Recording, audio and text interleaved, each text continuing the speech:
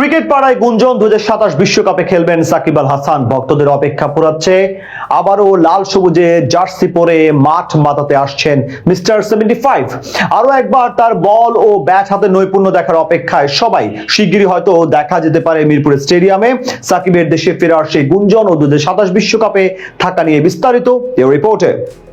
Home coming Shakib Al হাসানকে ঘিরে এখন এই প্রশ্নটাই উকিঝুঁকি দিচ্ছে সকলের মনে। সাকিব ফিরবেন, আবারও জাতীয় দলে খেলবেন লাল সবুজের ওই জার্সিটা পরে। এমন দিন সম্ভবত আর খুব বেশি দূরে নয়। দেশের ক্ষমতা পরিবর্তনের সাথে সাথে সাকিব আল হাসানেরও ভাগ্যের দুয়ার খুলে যেতে পারে এবার।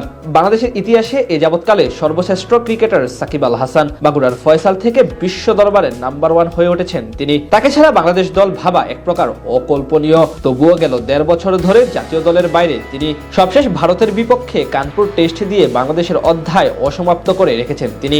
এরপর থেকে তার জাতীয় দলে ফেরা এক প্রকার অনিশ্চয়তায় ঢেকে যায়। তবে দেশের পালাবদলে নতুন করে গুঞ্জন উঠেছে বাংলাদেশে প্রত্যাবর্তন করতে পারেন সাকিব আল হাসান। নতুন ক্ষমতাসীন দলের কর্মী, শীর্ষ দলীয় হর্তাকর্তাদের কথাতে সেই আশাই দেখতে পারেন মিস্টার 75 এর ভক্তরা। সাকিব আল হাসান আরেকবার জাতীয় দলের হয়ে খেলতে পারবেন কিনা এমন প্রশ্নের জবাবে এর আগে মহাসচিব ইতিবাচক বার্তাই দিয়েছিলেন।